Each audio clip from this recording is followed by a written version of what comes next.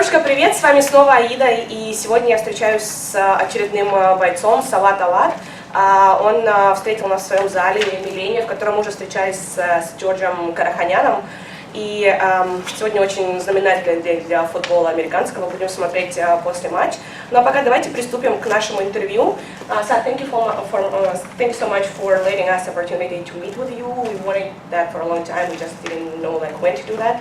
And tell us first about your start of the career, like when you started and like why did you become an MMA fighter? Okay, well, first off, I want to say thank you for coming out. You know, I know it was a long drive, you got stuck in traffic, but thank you, and thank you for conducting this interview. And I got started in 2006. I kind of just jumped into the gym. I was signing up my little brother because he wanted to do something like boxing. So I signed him up, and he didn't want to stay by himself, so he said, you know, stay with me. I'm not, you know, staying unless you stay. So I stayed with them, and one thing led to another, and now I'm fighting. Благодарит нас за это интервью, говорит, что спасибо, что приехали, что организовали это интервью. Я спросила по поводу того, каким образом он пришел в ММА. Он говорит, все очень просто. В 2006 году он привел своего братика заниматься какими-то единоборствами и решил вместе с ним остаться. Таким образом он начал свою карьеру, ему очень понравилось, и с тех пор он начал тренироваться. Let's move back to your last MMA fight. It was like a year ago, 25th of October. Yeah? Yeah. So why it took you so long time to have a break and tell us fewer about Brooks, about this fight, and like how did it come, and like what do you think about this fight? Well, yeah, it's been a while since my last fight. I've been training the whole time. I've been ready to fight. I was supposed to fight and on the pay-per-view card, and that, I don't know what happened, but I think politics, you know, because a lot of stuff was going on in Bellator, so I think it was politics, but I mean, I could be wrong. So that fell out, and then they said they were putting me on the next card, so I was training for that one, and then that one fell out. And then finally they said, okay, we're going to put you on, you know, this card for sure, 100%, and we're going to give you Joe Duarte. I said, all right, let's do it. Okay.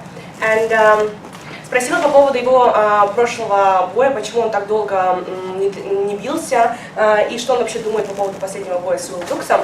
Говорит, что это все внутренняя ситуация в Беллаторе, его должны были засунуть в pay-per-view, но почему-то бой не состоялся, потом его должны были еще дать какой-то бой, но тоже бой не состоялся. Сейчас мы пообещали, что все-таки на Беллатор 122 он будет биться с Джо Дуарте. Давайте все-таки спросим у Саада, почему он проиграл Уилл Бруксу, хотя за бой до этого он его нокаутировал, насколько я помню. Tell us a few words about your fight with Brooks. The one before you lost, you won, right? Yeah, I won the first one. Yeah, the first one. What happened in the last one? To be honest, I think I let my emotions get to me a little bit too much, and it's no excuse, but I went and fought, and my emotions kind of got to me. You know, I'm not used to losing rounds. You know, usually I'm the one who's winning. So after I lost the first round, it's kind of, like a reality check that I'm not the best guy out here right now. So then it was like a tumbleweed, and it's just my own thing, thinking too much in a fight. Объясняет это тем, что это все эмоциональная нестабилизация, будем так говорить.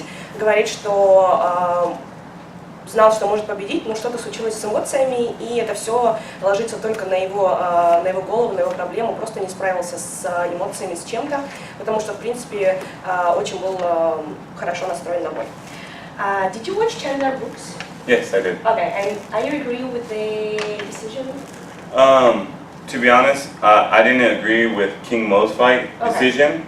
So if he's gonna lose, you're for one team, guys, so that's why. but listen, if he's gonna lose, even though he's taking a guy down and they're not giving the guy points, then it makes sense that just because Chandler was taking him down more, he didn't get the fight. But if they would have gave King Mo the win from taking Rampage down so much, then they should have gave Chandler the win from taking Brooks down as much as he did. Спросила по поводу последнего боя Чендлера и Брукса, согласен ли он с решением. Он говорит, что я не согласен с решением боя Кинга Мо и Рэмпейджа, потому что если уж вы даете очки за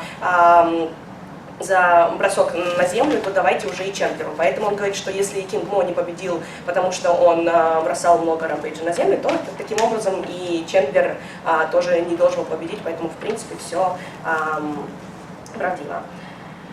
Do you believe that Alvarez was injured? Because there are lots of rumors that he wasn't, that he's switching to UFC, and like this kind of like bad stuff. What do you think about that? Alvarez, he's a great fighter. He's he's a guy that I've watched for a very long time.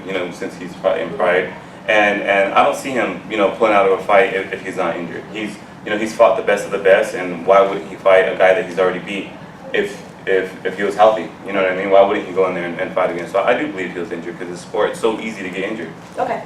Спросила по поводу Альвареса, что он думает, был ли он на самом деле травмирован или нет, потому что в Америке очень-очень много всяких слухов, что он все-таки не был, просто хотел каким-то образом слиться с боя. На что он говорит, что он такого высокого уровня боец и отличный боец, что он не стал бы таким образом обманывать публику, потому что почему бы он это сделал, если он уже победил Чендлера, или на самом деле говорит, что в любой тренировке это очень просто травмироваться. So your next fight is Bellator 122 against Joe Duarte, right? You fought him already in Strikeforce, yeah. And he won. Yeah. So for you, it's kind of like really important fight, or it's gonna be like it is what it is. It's revenge for you, or how do you feel about that? If I would have fought him right away, it would have been revenge. Okay. But Joe Duarte's a nice guy. I've known him for a long time. I knew him before my fight, and we went out there. We had a really good fight, and. So this time it's kind of more like, because I broke my hand in that fight. Okay. So this time it's kind of like I feel I get to fight him healthy, you know what I mean? And then we'll see what the outcome is, because I have nothing against him. It's not, that revenge stuff is out of my head, Okay. So. Nice. Спросила по поводу Беллатора 122, который состоится в июле, буквально через месяц, с Джо Дуарте. Спросила, будет ли это для него реваншем или что-то определенное он готовит к этому бою. Он говорит, что нет, если бы это было сразу же после боя, может быть, это как реванш и было бы. Но он говорит, он очень хороший парень, он его знал до еще первого боя, до того, как они били Strikeforce. Он говорит, на этот бой я более подготовлен, потому что тогда у него была сломана рука, и он не чувствовал себя более уверенно. Поэтому он очень ждет этого боя, но как к реваншу не относится и ждет этого боя. Okay, you're in Bellator now. Tell us about your feelings about Bellator, and of course, like about Bjorn and like all changes that happen now. Bellator is one of the best things that's happened to me. I kind of kickstarted my career. I had some pretty good wins in Bellator. I made some pretty good money last year, and now Bjorn, I had a pretty good relationship with him. I didn't talk to him often, but when I did see him, he's very respectful and very very kind. So I have nothing bad to say against him. I wish him the best in whatever he does. And with Scott Coker here, I think it's going to be a great thing because you saw what he did with Strikeforce. He brought it up, and he had the best fights in Strikeforce, competing with the UFC. And now I think he can do big things with Bellator. Okay. Спросила по поводу Беллатора, нравится ли ему быть в Беллаторе, по поводу Бьорна, по поводу Скотта Кокера, по поводу всех изменений. Он говорит, что Беллатор это отличная организация, он очень рад быть в ней, потому что она дала ему очень много возможностей и заработать, и у него были отличные бои, и с Бьорном у него также отличные отношения. Он говорит, всегда, когда я вижу Бьорна, я очень рад его видеть. Ну и, конечно же, как бывший страйкфорсковец, он рад, что Кокер пришел в Беллатор, который может тоже что-то новое привнести. Говорит, посмотрим, увидим, но с очень позитивным настроем говорит, что все должно быть хорошо. Your MMA career starts from lots of submissions, from chokes and everything. Then you switch to knockouts. Like, did you change something, or it's just? I wouldn't say I changed something. I started off my career. I was, I wrestled in high school and I did really good in wrestling. Not really good, like, I didn't go to college and wrestle, but for high school wrestling, I did pretty good. And so I started off just as a wrestler, and I fought my first pro fight maybe I think 4 months after I started training. So I didn't know anything. I just knew how to wrestle. So as I was jumping into fights when I shouldn't have been, I was just wrestling. And at the meantime I was getting better and better, and then my striking started getting better. And I love to box. I would like to take a boxing fight hopefully one day. No, stay away, please. Спросила по поводу его изменений, что начал он с удушающих, с сабмишенов, а потом перешел в нокаут. Он говорит, что я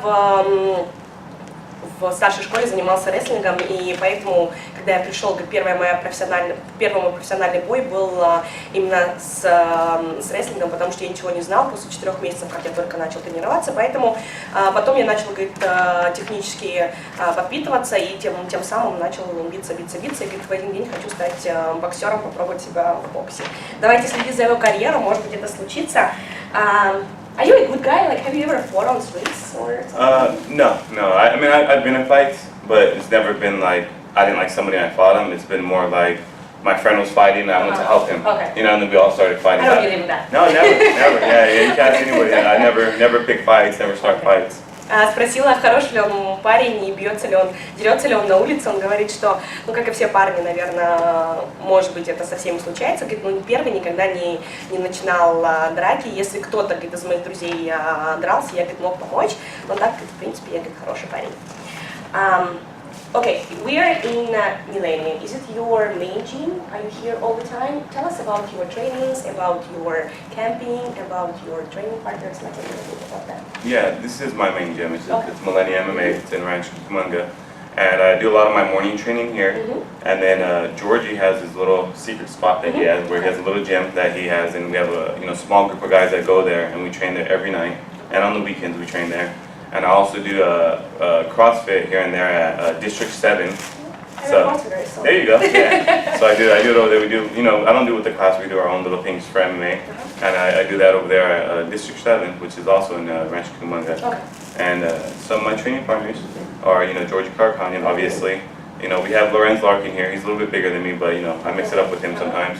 And then we have one of my main training partners also is Danny Navarro, and they have a couple guys that come to the house, which is Arnold and Joey and Cody. Okay. So that's cool. Well, you will repeat now names. Sorry. I already forgot. Спросила по поводу его тренировок, где он тренируется, кто его партнеры, и как вы видите, мы уже были в этом зале, это Millennium MMA с Джорджем Караханяном, они друзья, они партнеры, он говорит, также по утрам он занимается в этом зале, у него есть тренировочный партнер, с которым он постоянно тренируется. Также вечерами, он говорит, у них есть секретное такое место, не говорит какое, вместе с Джорджем Караханяном, куда они ходят тренироваться со своей маленькой группой, потом он занимается кроссфитом, чему я очень рада, конечно же. Вот, и, в общем, у него расписание очень строгое и очень расписано каждый день, в общем, утром здесь, вечером у него тренировки, кроссфит, какие-то на подготовку. Okay, your partners are, let's say names. My main partner is George Carconian. George Караханян, его главный партнер. Yeah, we work every day. Каждый день они занимаются, каждый день спаррингуются, ну еще и хорошие друзья. And then while I'm here, we have a lot of good up-and-comers and a lot of training partners here. Way too many in this, but one of my main ones is Danny Navarro. Danny Navarro, который тоже перспективный очень боец, с которым он тренируется. Yeah, and then we have some of the other guys at the secret training place, which is some of the littler guys. Tell us about your secrets. We love secrets. Yeah. But yeah, so yeah, that's it. Okay. И есть, говорит, еще много партнеров, спарринг-партнеров, с которыми они тренируются в своем секретном месте. Не знаю, что это такое, может быть, попытаюсь узнать как-нибудь. Okay, upcoming fight, Melendez, Pettis, right? Who you're rooting for and who's gonna win?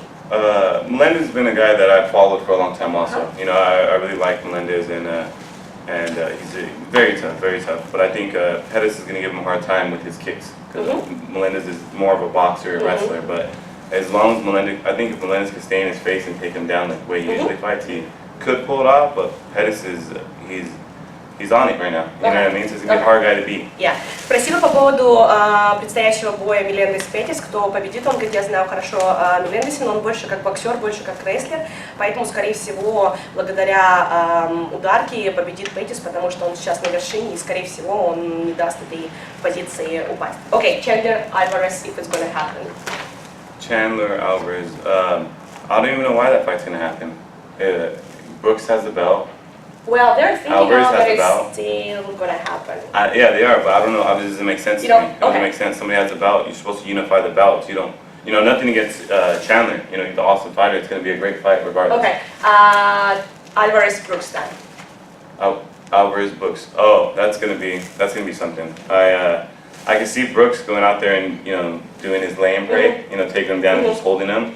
But Alvarez's hands is something else. A lot of people get in trouble when they get in there with him. Okay. Спросила по поводу Чендлера Альвареса, на что он мне отвечает. Говорит, я не думаю, что этот бой состоится, потому что смысл и никакого интереса ни у кого не будет, потому что у одного уже есть пояс, у другого смысл должен пояс с поясом биться. Поэтому я спросила, что он думает по поводу Альвареса и по поводу Брукса. Он говорит, это будет очень интересно, не могу предсказывать, потому что Брукс очень непредсказуемый, но и если попасть на землю с Альваресом, говорит, это очень-очень опасно. Okay, name us please 5 your favorite fighters in the world. Doesn't matter who, doesn't matter when. I mean, like all nowadays, all time, whatever you want. Like 5 favorites one. It's 5 of my favorite fighters. I mean, all time. Obviously, Fedor is gonna be in my top 5. He's a legend. I had BJ Penn as a guy that I've always watched growing up. And I got Vitor Belfort's one of my favorites. Shogun. I love their styles, so they just come out and go. And I think my best friend Georgie. Is one of my favorite fighters. So nice. And I gotta give him props. So yeah. You're such a good friend. Okay. Спросила по поводу 5 любимых бойцов. Федор, BJ Penn, Belfort, Shogun и Джорджи Караханян. Это было очень, на самом деле, мило. Видите, какие у нас тут хорошие дружеские отношения. There is lots of things happening now with testosterone like therapy, and Wanderlei Silva was missing it. Like, what do you think about that? And tell us a few words about Sonnen. He's out now. Like, they're thinking to keep him from UFC, like from Fox and everything. Like, what do you think about that? Like, is it something special or is? Well, with like Belfort and Vanderlei and these guys, they're old. They've been fighting for a long time.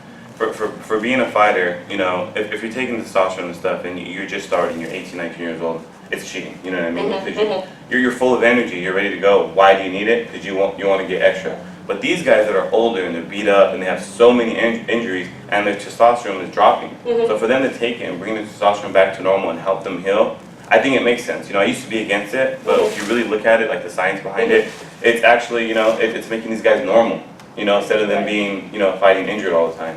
That's how I look at it. As long as they're not abusing it. Okay. Спросила по поводу тестостерона заменяющей терапии, что он думает по поводу того, что Wanderlei Silva не появился вообще на комиссии в Неваде, что он думает по поводу Chael Sonnena, что его собираются сейчас увольнять из UFC. Он говорит, что если это молодые бойцы, которым 18-19 лет, он очень против этого, потому что это, говорит, обман. А если же это какие-то уже возрастные спортсмены, которые уже много раз были травмированы, которые уже много лет в ММА, то говорит, почему нет, если это, говорит, на должном уровне, если это не превышает и не делает из них там монстров каких-то. Он говорит, я, говорит, когда-то был против этого, но сейчас понимаю, что долгая жизнь ММА невозможно продлиться, поэтому если это на должном уровне, почему бы и нет. Окей. No MMA now. Like, just tell us about your hobbies. What do you do? Are you vegetarian, by the way? Yeah. Really, you too? Okay. Yeah. So, what do I like to do? I like to go bike riding every once in a while. We go mountain bike riding. Okay. I like to. I like anything that has to do with the water. Okay. I like to swim, boogie board. I'm not a good surfer, but I would like to learn. And I like to go outdoors. I love the beach. Okay. Мать вегетарианская, я, кстати, спросила у него, он тоже вегетарианец, как и Джорджи. I don't know how you guys like keep you so healthy, like so bulky. Without meat, it's hard. Но он также не против быть вегетарианцем, говорит, что это очень полезно. Спросила по поводу его хобби, он говорит, что люблю ездить на велосипеде, на горных велосипедах, все, что связано с экстремальными видами спорта. Также любит воду, естественно, у нас здесь пляжи вокруг, любит проводить время со своей семьей. Could you please name now Russian fighters? Russian fighters? Well, Russian fighters that I like? Yeah, you like, but no Georgi Karahanian. Okay. Like, somebody else. That are active right now? Yeah, they're active, and yet that you think it's really like good fighters or whatever. Oh, besides obviously Georgie and, Fedor, guys that are active now, that I think are almost a complete package. They both happen to be on my weight. It's one is Rustam, and then the other one, Rustam. What's his last name? He fights in the UFC. Rustam. He just fought Ben Henderson. No, Rustam. You know Rustam. Okay, we'll check it. Rustam, который только что бился с, я не в курсе, кто только что бился, what, who? And then Khabib. Хабиб Нурмагомедов. Хабиб и Рустам. Рустама, честно говоря, не знаю, Хабиба знаем все. Он говорит, что вот это два бойца, которых он добавил бы к русским бойцам, которых он любит, несмотря на то, что уже Джорджи Караханян и Федор Емельяненко в его списке. Okay, soccer time. World Cup, we know you love soccer. What's your favorite team and your predictions on Belgium USA now? you know, a lot of people are counting USA out, but I think they're going to win this match. I don't know why, but I really think I'm going for them. You know, I am American, born and raised here, so I'm going for the U.S. and I'm shooting for them throughout the whole, World Cup. But other than that, my mom is from Brazil, so I am going for Brazil. So there's two teams I'm kind of standing behind. Okay. Спросила по поводу футбола. Мы все знаем, что они с Георгием очень любят футбол. И он говорит, так как я родился в Америке, я буду болеть до конца за Америку. Он говорит, что именно в этом матче, который состоится буквально через час, он будет также болеть за Америку. И так как у него мама бразильянка, он говорит, вторая команда, с которой я буду болеть, это Бразилия. Thank you so much, and just tell something to your fans. I know you have lots of fans in Russia, and they really love you. And just tell something like direct to them. I just want to say thank you guys for supporting me. I'm gonna go out and I'm gonna fight, the best I can fight and put on a great show. Promise I won't be boring. Sorry about my last fight. I've been working really hard to, on my wrestling and to go out and put a great fight. And I also forgot to mention. One of my main training partners also is Steven Martinez will be fighting on the card with me, and he's up and coming. His record's 10-2, and I think he's gonna make a very good run in Bellator. So pay attention to him, Steven Martinez. Благодарить вас, друзья, что вы разрешили нам сделать это интервью, что все-таки это случилось. Благодарить всех своих фанатов, всех людей, которые поддерживают его, извиняется за то, что он проиграл последний бой, и говорит, что постарается сделать все возможное в предстоящем бою, и также говорит, что он забыл сказать об одном своем партнере, Мартинес, what's his name? Стивен Мартинес, который также будет биться на Беллаторе 122, и от профессионального бойца говорит, что держите глаз на нем, потому что он очень хороший боец. Но вам спасибо, мы пошли смотреть футбол, у нас Америка, Бельгия. Счастливо, до скорых встреч. Thank you. Generals gathered in their masses, just like witches at black masses. Evil minds that plot destruction.